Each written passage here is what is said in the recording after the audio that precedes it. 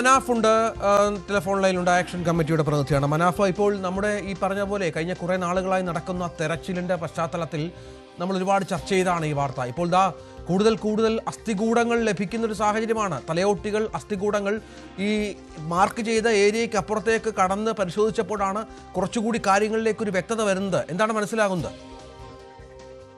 തീർച്ചയായിട്ടും ഇതുപോലെ തന്നെ ഒരുപാട് കാര്യങ്ങൾ SIT ഇതുവരെ പുറത്തുവിടാത്തതുണ്ട്. ഇനിയും അതെന്താ പറഞ്ഞു കഴിഞ്ഞാൽ ഇത് പുറത്തുവിടുക പറഞ്ഞു കഴിഞ്ഞാൽ ഇതിന്റെ ഒരു രഹസ്യ സ്വഭാവം സൂക്ഷിക്കേണ്ടതുണ്ട് SIT.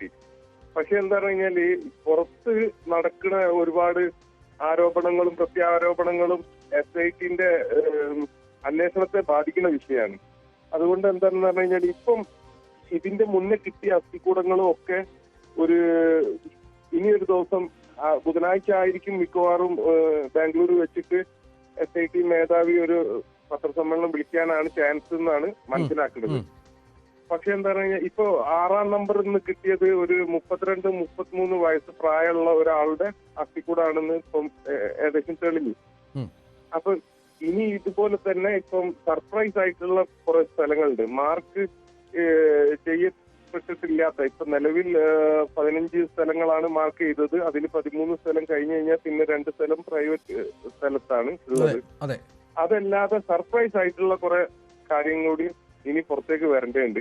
അതായത് ഈ ആരോപണ വിധേയനായ ആളുടെ കൈവശമുള്ള എസ്റ്റേറ്റ് അവിടെ അതുമായി ബന്ധപ്പെട്ട പരിശോധനയാണ്. അതിലേക്ക് കുറച്ചുകൂടി കാര്യങ്ങൾ SIT വ്യാപിപ്പിക്കുകയാണെന്ന് തോന്നുന്നു. അവിടെ നിന്നാണ് ഈ കൂടുതൽ മൃതദേഹങ്ങൾ, അതിന്റെ ഭാഗങ്ങൾ കിട്ടുന്നത്. തീർച്ചയായിട്ടും ഇത് എന്തായാലും ഈ ഒരു അന്വേഷണത്തിന്റെ ഏറ്റവും വലിയ വഴിത്തിരിവായിരിക്കും. ഒരുപാട് ആളുകളുടെ എന്താ പറയാ ഇപ്പം തന്നെ പല രീതിയിൽ ഇതിനെ വേറൊരു തരത്തിലേക്ക് കൊണ്ടുപോകാൻ ശ്രമിക്കുന്ന ആളുകൾക്കുള്ള ഒരു മറുപടിയും കൂടിയാണ്. നേരായ രീതിയിലാണ് ഈ അന്വേഷണം പോയിക്കൊണ്ടിരിക്കുന്നത്. അതുപോലെ തന്നെ ഇത് സത്യസന്ധമായി ഒരുപാട് അമ്മമാര്, ഒരുപാട് കുടുംബങ്ങളെ കണ്ണീരാക്കിയ വിഷയമാണ്. ഇന്നേ വരെ ഇന്ത്യ കണ്ടതിൽ വെച്ച് ഏറ്റവും വലിയ ഒരുപാട് ദുരൂഹതകളാണ് മറനീക്കി പുറത്തേക്ക് വരുന്നത്. തീർച്ചയായിട്ടും ഇതിന് എന്താ പറഞ്ഞു കഴിഞ്ഞാല് ഇതിന്റെ പിന്നിൽ നിൽക്കുന്ന ആളുകൾക്ക് ശുഭാപ്തി വിശ്വാസമുണ്ട്. എന്തായാലും ഇതിന് ഒരു അന്തിമ വിജയം തന്നെ ഇതിൽ ഉണ്ടാവും ചെയ്യും. ഈ നമ്മൾ പ്രതീക്ഷിക്കുന്നത് ഈ എണ്ണത്തിന്റെ കാര്യത്തിലൊക്കെ ഒരുപാട് പരാതികളുണ്ട്. അന്വേഷണം നടക്കാതിരുന്ന ഒരു വിഷയമാണ്. ഈ എണ്ണവുമായി ബന്ധപ്പെട്ട് പുറത്തു വരുന്നത് പെരുപ്പിച്ച കണക്കുകളാണോ അതോ ആക്ഷൻ കൗൺസിലിന്റെ കണക്കൂട്ടലനുസരിച്ച് ഈ എണ്ണത്തിന് അടുത്തുള്ള മരണം സംഭവിച്ചിട്ടുണ്ടോ എന്നുള്ളതാണോ? അല്ല, അങ്ങനെയല്ല.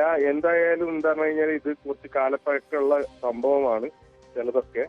അപ്പൊ എന്താ പറഞ്ഞു കഴിഞ്ഞാൽ ഇപ്പൊ പ്രധാനമായ ഒരു സാക്ഷി എന്ന് പറയുന്നത് ഭീമ എന്ന് പറഞ്ഞിട്ട് ശുചീകരണ തൊഴിലാളിയാണ്. അദ്ദേഹം ജോലി ചെയ്തത് 95 മുതൽ 2014 വരെയാണ്. ഈ കാലഘട്ടത്തിലെ എല്ലാത്ത സമയത്തും അവിടെ ഈ ഇത്തരത്തിലുള്ള കാര്യങ്ങൾ നടന്നിട്ടുണ്ടാവും. 95-ന്റെ മുമ്പും നടന്നിട്ടുണ്ടാവും, 2014 ശേഷം നടന്നിട്ടുണ്ടാവും. അപ്പൊ തന്നെ അതൊന്നും ഇവിടെ എന്താ പറഞ്ഞു കഴിഞ്ഞാല് അതിന് പറ്റിയ ആളുകളെ മുന്നോട്ട് വന്നിട്ടില്ല. പക്ഷെ ഈ കാലഘട്ടം എന്ന് പറയുന്നത് തന്നെ ഏകദേശം നല്ലൊരു വർഷങ്ങളായി, 30 to 20 വർഷം പഴക്കമുള്ള സംഭവങ്ങളാണ്. ഇത് എല്ലാ അസ്ഥികളും കിട്ടിക്കോളൊന്നുമില്ല. അതുപോലെ തന്നെ പല ആരോപണങ്ങളും ചെറിയ പ്രായത്തിലുള്ള പെൺകുട്ടികൾ വരെ ഇതിൽ മരണപ്പെട്ടിട്ടുണ്ട് എന്നുള്ളതാണ്. അവരുടെ അസ്ഥികൂടങ്ങളൊക്കെ എത്രത്തോളം കിട്ടും എന്നുള്ളത് ഒരു പ്രയാസകരമായ കാര്യമാണ്. അതുപോലെ തന്നെ കാലാവസ്ഥ മോശമാണ്. അതുപോലെ തന്നെ അവിടെ ഒരുപാട് പ്രവൃത്തികൾ, മണ്ണ് റോഡ് പണി നടക്കുന്ന ടൈമിന് മണ്ണൊക്കെ അങ്ങോട്ട് ഇട്ടിട്ട് ഒരുപാട് എന്താ പറഞ്ഞു കഴിഞ്ഞാൽ അത്തരത്തിലുള്ള, പിന്നെ അതുപോലെ തന്നെ ഈ ഒരു 11 കൊല്ലത്തോളം ഈ ഭീമ അവിടെ ഇല്ലാത്ത സമയത്ത് ഇപ്പം ഒരുപാട് മാറ്റങ്ങൾ വന്നിട്ടുണ്ട് ആ സ്ഥലത്തിന്. അങ്ങനെ കുറെ കാര്യങ്ങൾ ഇതിൽ പരിഗണിക്കേണ്ടതുണ്ട്. ഭീമ എന്തുകൊണ്ട് എല്ലാ സ്ഥലത്തും കിട്ടുന്നില്ല എന്ന് ചോദിക്കുമ്പോൾ അതിൻ്റെതായ കുറെ പ്രയാസങ്ങളുണ്ട്. നമ്മളിപ്പോ ഒരുപാട് മാറ്റം വന്നു പോയിക്കിന് നമ്മളെ രാജ്യത്തിന് തന്നെ. അപ്പൊ അതുപോലെ തന്നെ ധർമ്മസ്ഥലയിലും കുറെ മാറ്റങ്ങൾ വന്നിട്ടുണ്ട്. അതിന്റെ ഒരു പോരായ്മ എന്തായാലും ഉണ്ടാവും. അതല്ലാതെ എസ്റ്റേറ്റിന്റെ ഉള്ളിൽ നിന്നുള്ള ആളുകളുടെ ഭീഷണി, ഒരു വ്യക്തിയാണല്ലോ ഈ കാര്യങ്ങളൊക്കെ ചെയ്യുന്നത്. ആ വ്യക്തി അനുഭവിക്കുന്ന മാനസിക സംഘർഷം വലുതായിരിക്കും. അദ്ദേഹം 11 കൊല്ലം അനുഭവിച്ചതിനേക്കാൾ വലിയ മാനസികാവസ്ഥയായിരിക്കും ഇത്തരത്തിലുള്ള ഒരു വസ്ത്രത്തിനുള്ളിൽ നിന്നും കൊണ്ട് ഇത്രയും ക്യാമറയും ഇത്രയും പോലീസ് അന്നാതും ഒക്കെ അദ്ദേഹത്തെ നോക്കി നിൽക്കെ ഉണ്ടാകുന്ന ഒരു മാനസികാവസ്ഥ എന്ന് പറയുന്നത് നമുക്ക് ആർക്കും ചിന്തിക്കാനില്ല. നമ്മളൊക്കെ അത് കടന്നു പോയിട്ടുണ്ടാവില്ല. പക്ഷെ ആ ഒരു മനുഷ്യൻ അത് അതിജീവിച്ചുകൊണ്ട് പോകുമ്പോൾ അതിൻ്റെതായ കുറെ ബുദ്ധിമുട്ട് അദ്ദേഹത്തിന് ഉണ്ടാവും. കാണിച്ചു കൊടുക്കുന്ന സ്ഥലത്തിന് ഒരു പ്രത്യേക തരത്തിൽ നാളെ ഈ സ്ഥലങ്ങളൊക്കെ ഞാൻ ഇനി വേറെ ആൾക്ക് കാണിച്ചു കൊടുക്കണമെന്നൊന്നും ചിന്ത ഉണ്ടാവില്ലല്ലോ. സ്വാഭാവികമായിട്ടും ആ സ്ഥലങ്ങളൊക്കെ അയാള് കുറച്ചൊക്കെ ഒരു മാറ്റം വന്നു പോയിട്ടുണ്ടാവും. അതിനാണ് പിന്നീട് എന്താക്കുന്നത് ആക്ഷൻ കമ്മിറ്റി തീരുമാനിക്കുന്നത്. നിങ്ങൾ എന്താ പറഞ്ഞു കഴിഞ്ഞാല് റഡാർ സംവിധാനം ഉപയോഗപ്പെടുത്തണം, ടെക്നോളജി ഉപയോഗപ്പെടുത്തണം എന്ന് പറയാനുള്ള കാരണം അതാണ്. ഈ ടെക്നോളജിയും കൂടി വരികയാണെന്നുണ്ടെങ്കിൽ ഈ ടെക്നോളജി കൊണ്ടുവരുന്നതിന് യാതൊരു തരത്തിലുള്ള തടസ്സമില്ല. ഇത്രയും കോടികൾ മുടക്കിയിട്ടുള്ള ഒരു ഇന്ത്യ കണ്ട ഏറ്റവും വലിയൊരു തെരച്ചിൽ സംവിധാനം അങ്ങനെ വേണം. കാരണം നേരത്തെ താങ്കൾ പറഞ്ഞതുപോലെ ഇന്ത്യ കണ്ട അല്ലെങ്കിൽ ഇന്ത്യയിൽ ഇതുവരെ നമ്മൾ മനസ്സിലാക്കിയ കൊലപാതക പരമ്പരകൾ അല്ലെങ്കിൽ കൊലപാതകങ്ങളുടെ എണ്ണത്തിൽ വല്ലാത്ത തരത്തിലുള്ള ദൂരത വർദ്ധിപ്പിക്കുന്ന ഒന്നാണിത്. അപ്പോൾ സ്വാഭാവികമായും അത്തരം പരിശോധനകൾ കൂടി വലിയ ഏരിയ ആണല്ലോ, കാലാവസ്ഥയുടെ പ്രശ്നങ്ങളുണ്ട്, അവിടെയൊക്കെ ആധുനിക സാങ്കേതിക സംവിധാനങ്ങൾ കൊണ്ടുവന്നുള്ള പരിശോധനയാകും ഫലവത്താവുക. അതെ, അത് അത്തരത്തിലുള്ള ഒരു സാധ്യത കൂടി എന്താക്കണം പരിശോധിക്കേണ്ടതുണ്ട്. കാരണം എന്താ പറഞ്ഞു കഴിഞ്ഞാൽ നാളെ ഇനി ഈ ഒരു വിഷയത്തിൽ മറ്റൊരു എന്താ പറയാ പരാതിയോ ആരോപണങ്ങളോ ഉണ്ടാവാൻ പാടില്ല. ഇത്തരത്തിൽ ഈ മിഷനറികൾ കൊണ്ടുവരുന്നതിന് എന്താ പറഞ്ഞു കഴിഞ്ഞാല് പല ഭാഗത്തുനിന്നും എതിർപ്പുണ്ട്. ഈ എതിർപ്പാണ് എന്തുകൊണ്ടുണ്ട് എന്നുള്ളത് മനസ്സിലാവാൻ കഴിയാത്തത്. ഈ കേസ് തുടങ്ങിയത് മുതൽക്ക് ഇപ്പം അത്തിക്കൂടങ്ങൾ 6-ാം നമ്പറിൽ കിട്ടിയെന്ന് മാത്രമാണ് ഇതുവരെ പുറത്തുവിട്ടത്. അതും എന്താ പറഞ്ഞ ക്യാമറ കണ്ണുകളിൽ പതിഞ്ഞു പോയത് കൊണ്ടാണ് ആ വിഷയം പുറത്തു വന്നത്. പുറത്തു വരാതെ പിന്നീട് പറയാമെന്ന് ഉദ്ദേശിച്ച് വെച്ച പല സംഭവങ്ങളും പിന്നീട് പറയുമായിരിക്കും. പക്ഷെ ഈ ഒരു സമയത്ത് നമ്മൾ മനസ്സിലാക്കേണ്ടത് ഈ ഒരു വിഷയത്തിലേക്ക് പല തരത്തിലുള്ള ആളുകൾ പല രൂപത്തിലുള്ള ഒരു ആരോപണങ്ങളും വെളുപ്പിക്കലുമായിട്ട് രംഗത്ത് വന്നിട്ടുണ്ട്.